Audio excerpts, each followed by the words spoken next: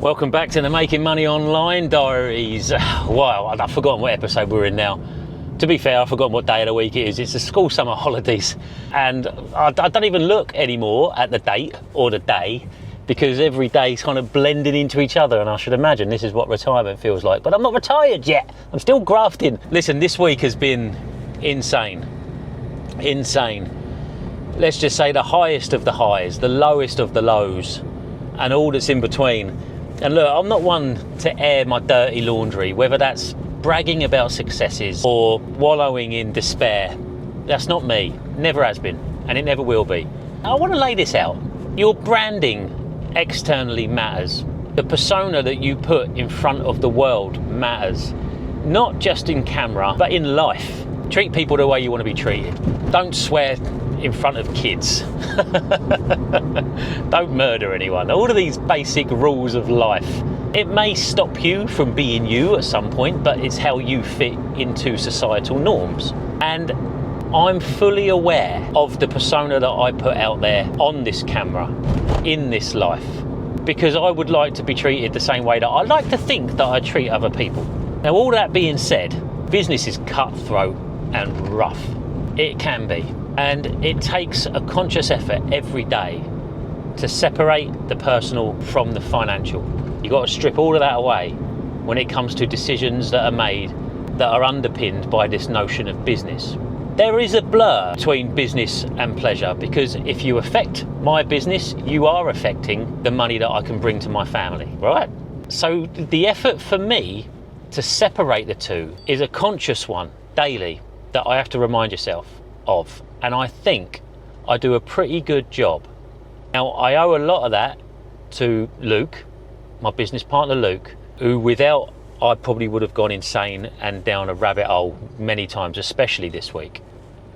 And I'd like to think that I keep him in check as well for these sorts of things. But we know when one or another is feeling the pressure, is getting an attack of the worries, the anxieties, when one of us needs a kick up the arse or a head wobble. And I'm forever grateful to him for so many things. But of course, my wife, who I know I can speak to about anything because she just knows me inside out, but she also knows the business inside out. I mean, and what a lovely thing to have. But the notion I want to address here is you're told as you go into business that you should cut your friends who don't get it. You should cut your friends who aren't on the same level as you. You should cut your friends who don't aspire to the same goals as you or live the same way as you. And I'm here to say, bollocks to that. I don't agree with any of that. Why should I get rid of my friends who I've known my whole life just because they're not into the same business that I'm in? In fact, it's really dawned on me these last couple of months that the people I need the most when things are going bad are my friends and family. Because if all I've got in this life are friends within the industry that I work in, or friends within the network that I've made, and some of them are very good friends in there, if all I've got are those people, then how do I switch off? Can't, can you? You need an outlet, and that outlet can't just be you at the gym, you in the cinema, you in a book. Because you see what the one constant is there? It's you alone, with nothing but your thoughts and some form of escapism. I am very lucky that I am part of a very big family. I am Brighton born and bred, and I live just outside of Brighton. So a lot of my friends that I grew up with are still in the area. My network of friends that I've been through divorce with, near bankruptcy with, various job changes with, they're still around.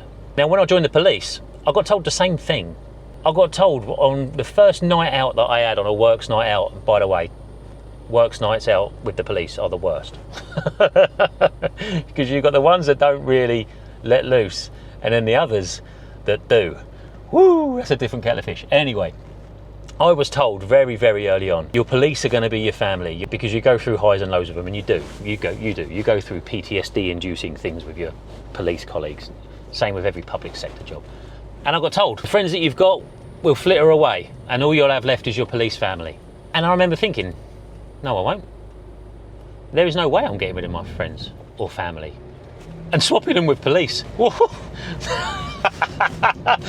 I remember it thinking, no, I wouldn't ever do that. And then when I got into business, I heard the same thing. I saw the same posts on TikTok. Cut your friends, do this, do that. These pithy quotes. Don't surround yourself with people that bring your energy down. Yeah, I get that. But it doesn't mean that if I've got a friend who has been on the tools their whole life, just because I've never been on the tools, am I meant to get rid of them? No. And I've realised these last few months, I have thrown myself into this business so much. We all have.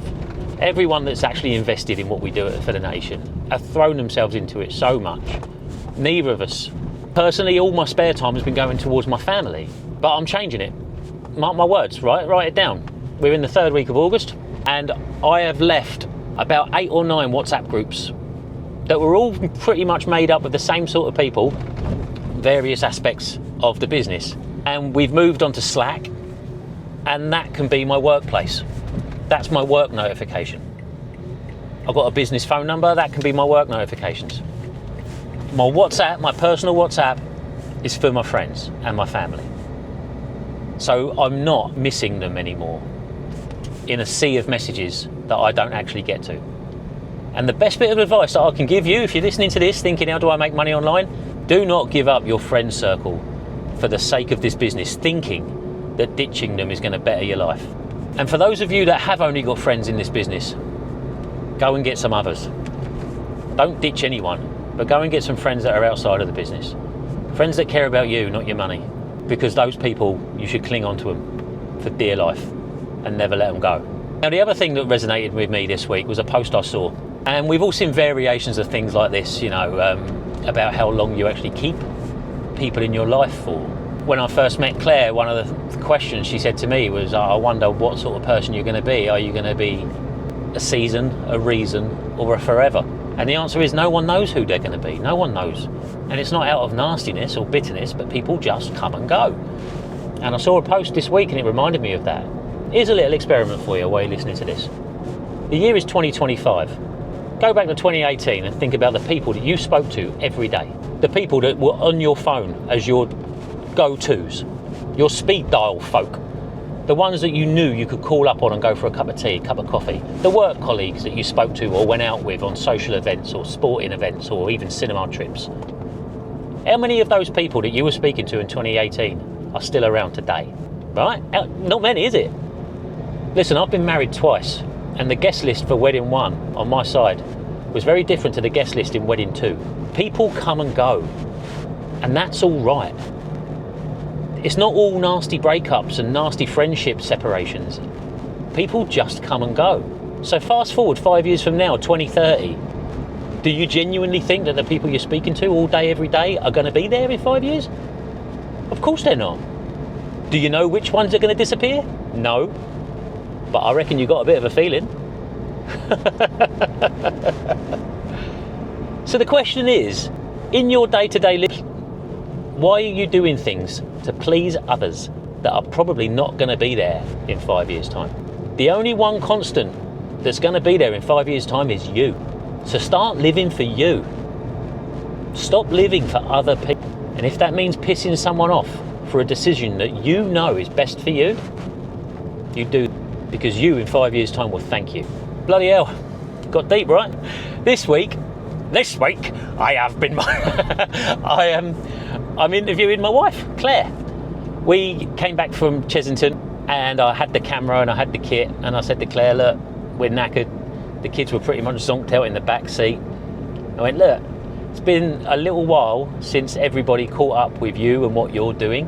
The first time we spoke to Claire, she was an Amazon FBA seller. Then she was a TikTok affiliate.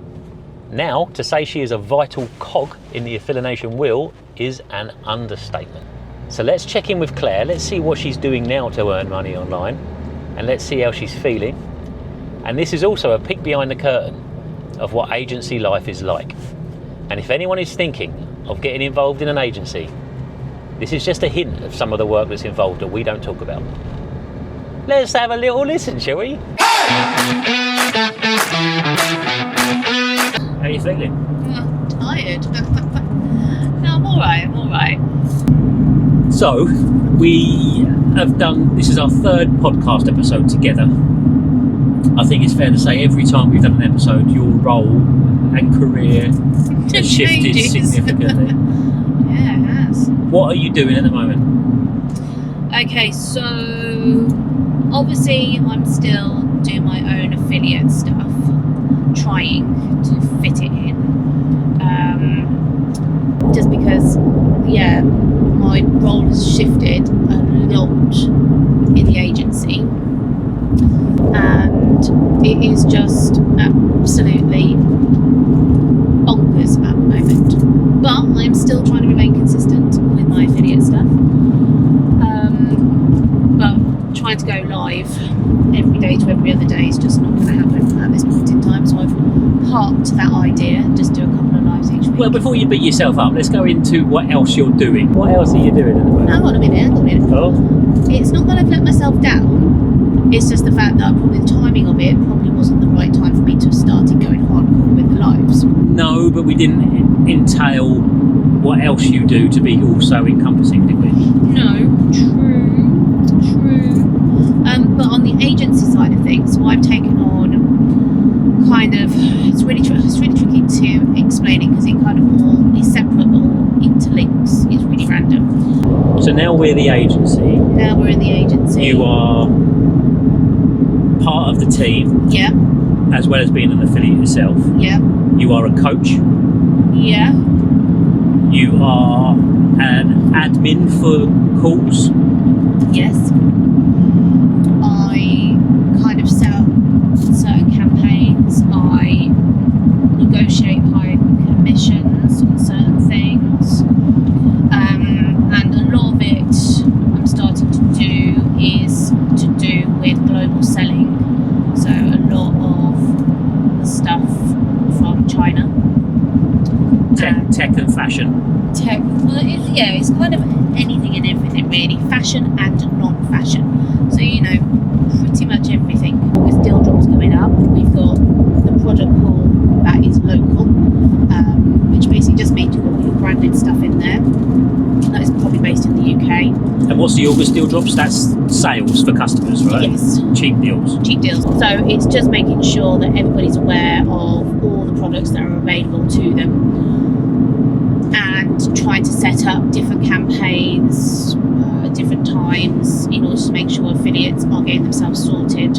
So in preparation for those, to take advantage of the drops that are happening at the end of the month. Okay, so there's that. You're also our main liaison with TikTok other than Luke and I.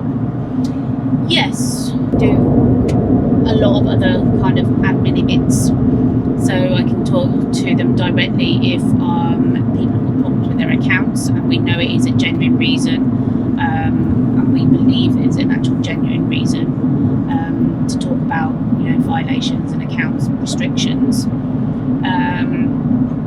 and any other kind of campaigns that TikTok are trying to push at any one time. So it's a lot of it's kind of multifaceted, isn't it? Yeah, it's taken off a lot. As well as being an affiliate, and this is what we're finding because of the success we've had. TikTok say to us, right guys, we've got this brand new incentive that we're testing you guys out with, and then what Luke and I do is say to Claire, there you go Claire, can you run that one for us? And that's with the beauty stuff, the FMCG, the fast moving consumer goods stuff. So it's a case of basically selecting the products, all the paperwork that needs to be submitted for that, getting those kind of products signed off, then setting up the campaigns, finding affiliates, and then kind of launching it, tracking it, making sure samples go out, approving samples. Yeah. So on top of that, you are also keeping on top of how the affiliates are performing and how many posts they're creating per sample to meet their obligation, as well as meeting our obligation that we've got with TikTok, right? Yeah, so I kind of do a lot of talking to our VA team, and making sure that, you know, every time samples are taken, spreadsheets are set up so we can tracking all the data in the system that we've got, which is technically TikTok system anyway. And just making sure that everybody's doing everything that needs to be done, replying to any kind of messages that come through on TikTok from affiliates, dealing with any kind of issues that might be happening with samples, etc., or not being able to fulfill sample quotas and stuff. And then also, you know, trying to put documents together to help affiliates understand the processes a little bit more, making sure any new policy that comes out, that we are on it and we understand what it is, and we can relay that information in a way that can be understood by affiliates. And you also pretty much run 2 virtual assistants?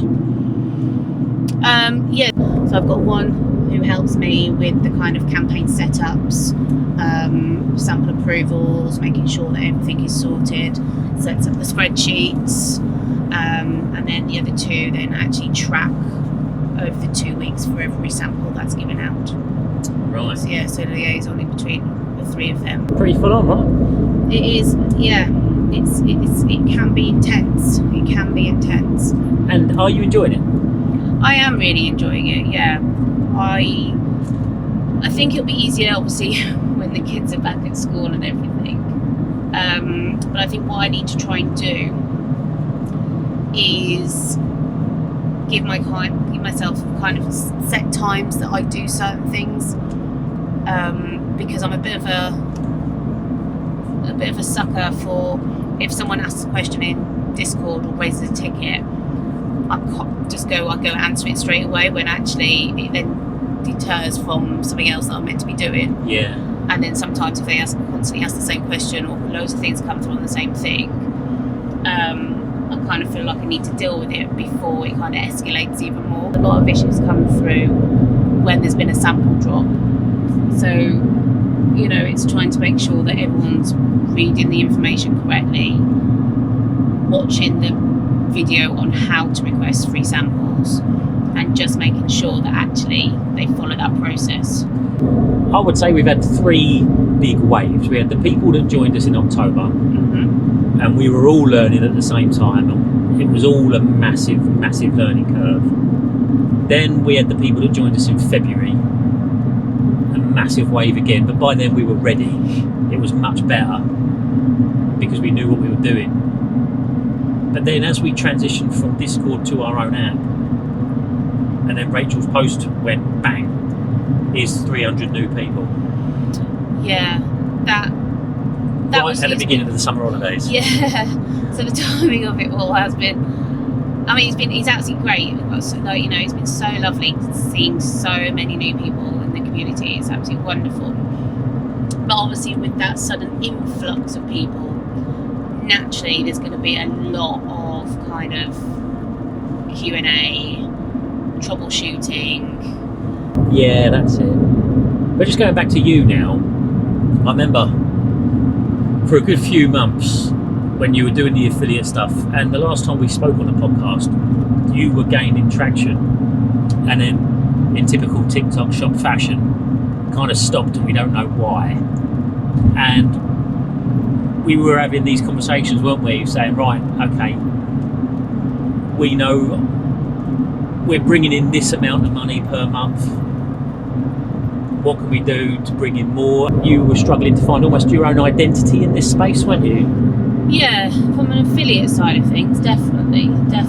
I think when I first started my account, my original account, I didn't know what I wanted to be as a brand, as an account. I didn't know what I wanted that to be. Yeah.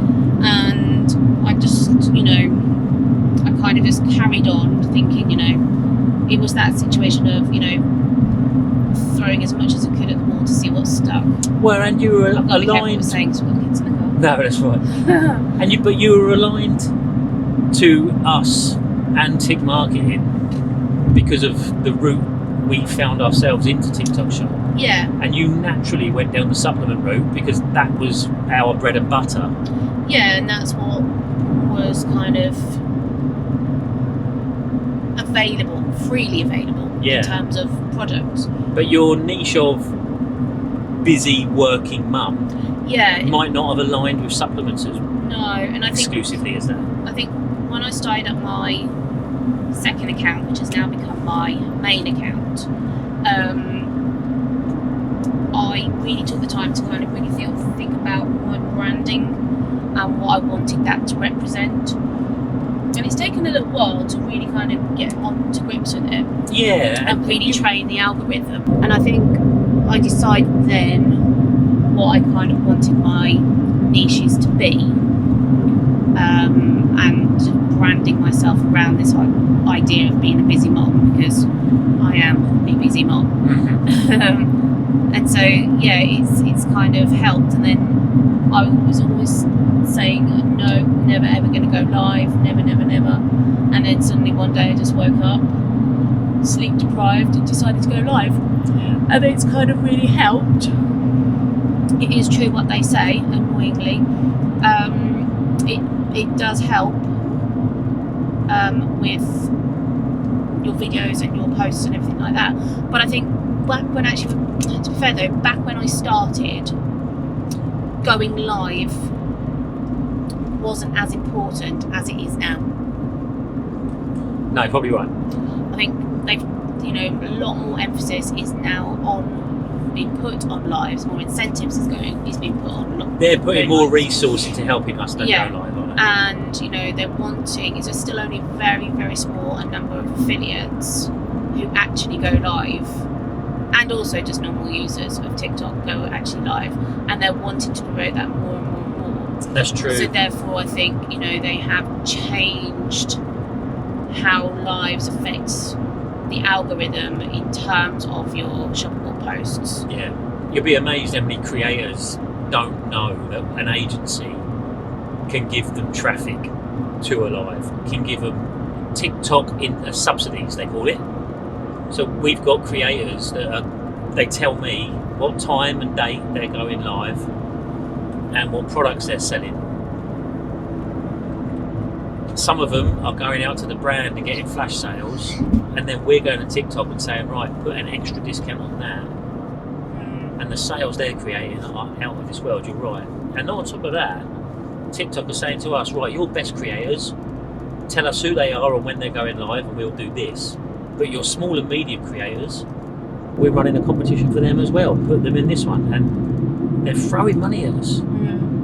But I also think as an affiliate, when you go live, and also from what we can see on the back end of a live and all the data and the analytical side of things, I think that's become more and more sophisticated. So you can really kind of drill down into why a live is working and why it's not. And at the end of the day, it's an algorithm, it's a computer that pushes the live out. And so if you're doing all the things that the algorithm needs, there's no reason as to why that live can't be successful. That's true. It's just knowing what you need to do in order to push it out, and try and just practice and adapt to that. And I think what TikTok are doing is they're making agencies more aware of all that data in order to help you're exactly right. Educate. So even if you're scrolling on your For You page and this live pops up, and let's say TikTok have forced that live on your For You page, it doesn't mean anyone's going to stick around. No. I think that's really, really important to highlight. You still have to be engaging. You still have to be cycling through the products in the same way. Yeah. Good lighting, good energy for people to stick around. But I think, there's been a lot of, over the past, I think there's been, particularly when I started, there was a lot of people going, you can make X amount of money, all you need to do is this, and, you don't need to really put much effort in, blah, blah, blah, etc., etc. Now TikTok have gone, actually, we don't want people lying. We don't want people making false claims about weight loss. We don't want people being lewd. We don't want people pretending they like something when clearly they don't. Yeah, and I think that's what's happened. I think Now creators have to work harder. This is it, and it's not a, you know, the algorithms have changed so much, and it's very clear that TikTok want basic creators to be creative. They want and authentic. Yeah, they want them. Whether it's face on or faceless, it's absolutely fine.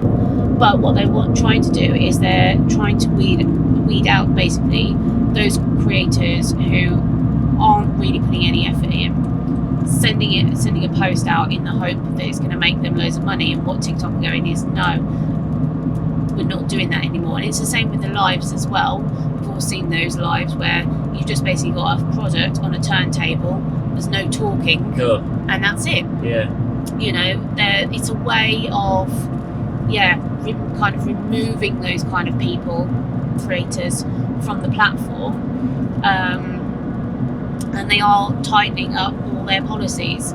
So people are starting to get a lot more violations. And I think it's just a case of having to go through it, educate yourself about what the new policy changes are, and adapt, if needs be, the way that you are creating your SVs. Yeah. It's nuts how it changes, doesn't it? When you got going, so you started, August last year? Yeah, end of July, beginning of August, yeah. Did you think that you would be on the phone to the global selling team at TikTok every week, negotiating deals for 1,000 every day affiliates? At the moment, several times a day. It is, yeah. No, not in the slightest. Never did I think. It is incredible, isn't it? But yeah, going back, when Luke and I realised that we were missing an awful lot of information on Lark. Lark is the TikTok version of WhatsApp. Well, actually, it's the TikTok version of sort of Microsoft Office, isn't it? It's everything. We said, me and Luke and I said, right, this is a good job for Claire. And I remember you the next day just saying, I am loving this. I've finally got a role, a job, something that I can get my teeth into. And bloody hell, incredible, isn't it? Yeah, because I mean, it's the world of TikTok is huge, like huge. And how's it? So how long have you been doing this job now? A month? I kind of started doing things probably end of July. 2 weeks really. So in that time, it's the first time that we as an agency started doing FMCG in a global selling space and locally. Yeah. And the first time that we started doing fashion and non-fashion. Yeah. And what feedback have we had?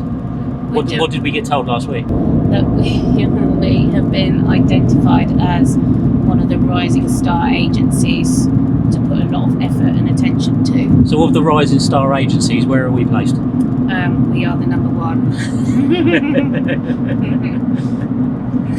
So it's going well. It's going really well, yeah. It's going really, really well. And it is, we are, I've been looking at loads of different incentives. So we go for the best practice videos per week, and we seem to be winning that one. Put in for, most amount of posts per sample. Yeah, to make sure brands are getting, what's required, and we are up there with the best in that one. Most amount of new affiliates onboarding. Onboarding new affiliates, which is going really well. So I just like talking about those three because number one, we've got the most people.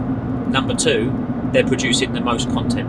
Number three, it's of the highest quality. Yeah. What better indicator is that of us as an agency? This is it. And I think, we are really good at supporting people on at the beginning parts of their journey. And we give people a chance, and we educate, and, we're constantly saying, think about your best practice, think about what is needed, think about your lighting, think about your sound. Protect your account. Protect your account. This is the big thing that we're noticing lately. But you and I always did this in the Amazon space. You and I were going, right, if you've got a mechanism to make money online, why are you risking that mechanism? Yeah. Why aren't you protecting your account at all costs? if you know a certain product or a certain key phrase or a certain set of words is causing others, communities, lark groups, to incur violations after violations, why are you still doing it? There's nothing worth risking your account, is there? No. And we practice that. Treat your account well. It is, because, if that goes, then we're still in that kind of honeymoon period where they're allowing you to create a second account.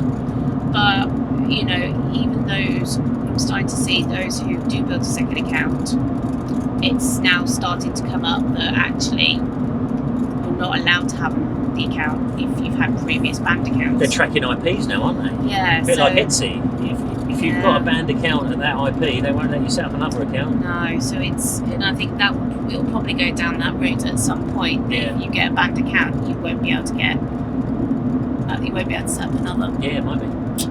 And TikTok don't care how big you are. No. Back to you. So we've got you as an affiliate, Mm-hmm. and then you as management of the agency. And we were talking about workloads, weren't we, and being sure not to take on too much, and making sure you're on top of your quotas. How many products you got coming next week? What? Genuine question as an investigative journalist. I'd say I've got 5 or 6 of products to finish off the quotas. I can't remember how many of those off the top of my head I've still got to do. Then I've got currently 7 items that have already arrived this week that I need to do minimum of 4 on Each. And then I've got 26 coming. 26 products coming. Yeah. 4 posts per product. I'm in sample hell. So what does that make you? Sample slug.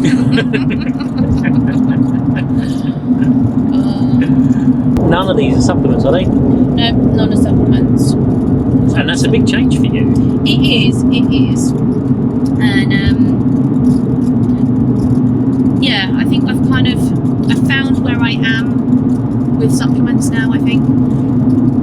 Yeah, I think so. Free Soul suits you, doesn't it? Yeah, I really like it. And I think it fits with the kind of brand that I aligned myself to. Yes.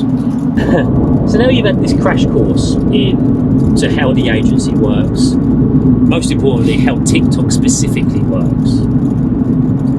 How has that changed you as an affiliate? Good question. Thanks.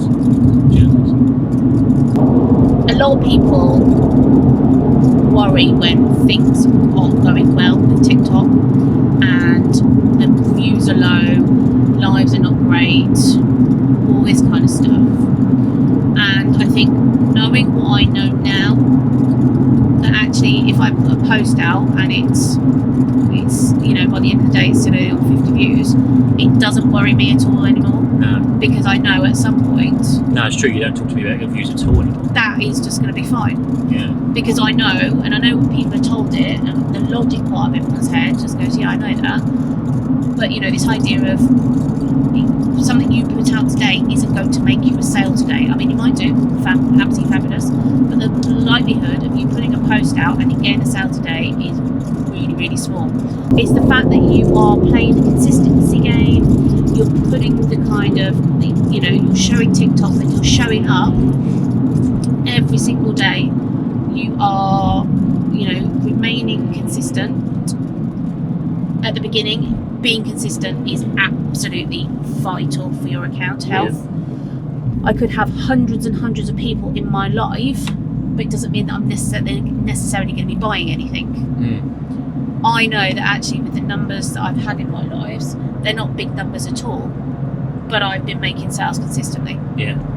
So, some people will literally pop into a live, buy something and disappear. Yeah. Won't they? Yeah. They pop in, stick it in the basket, and then pay for it later. Yeah. And that's the other thing I think with lives is that people seem to think they've got to buy. It's got to be the the GMV on that life. Yeah, and it's not, because sometimes I'll stick it in a basket and it could be a couple of days, maybe a week later, that someone actually pays for the actual goods. Yeah. How has all of this impacted you in your capacity as a wife and a mother? Obviously, my always priority is being a mother No, not me. and you. Oh, okay. But it is all encompassing at the moment, and it's a case of during the daytime sometimes I can't work, and it's a case of, you know, I'm having to work once the kids have gone to bed, so sometimes I'm having to do really late nights just because during the daytime I'm looking after the kids. That's true. And as if by magic, the youngest has woken up. So we might have to cut this short. Let's call it a day there. Come back on soon, will you, love? Of course. Give me another 6 months. I'll fit you in my schedule. Let's see what job you got then. Yeah. Hopefully I'll be retired being on the beach. And there we go. That was a peek behind the curtain of what agency life is like. Now, to say I'm proud of this team, and I know that's my wife, but to say I'm proud of this team is an understatement. From Luke, who I run this with, who we are speaking to 13, 14 hours a day trying to get this thing where we need it to get to Claire and Rachel in the team, who oversee an awful lot of stuff that we don't really talk about, to the coaches, the people that have mattered this whole time since October, but most importantly, to you, the community, to you, the people, the affiliates that have stuck around, even if you haven't stuck around, that took a punt on us, learned, and then decided to do whatever. That's totally fine with us. We are so grateful that you took a part in what we were trying to grow. And we are only just getting started. But I can hand on heart say that when Luke and I had a bad day last week, we both jumped on a call with our community and we instantly felt uplifted, knowing that what we have built is something that is so special, there is no monetary value you can put on that. So to that is to you bunch of legends if you're part of Affiliate Nation. And if you're not, what the hell are you playing at? Can you get your asses into Affiliate Nation? Because there is no community like it. There is no extended family like it. And we are going places that you lot will never be able to believe. See you next week.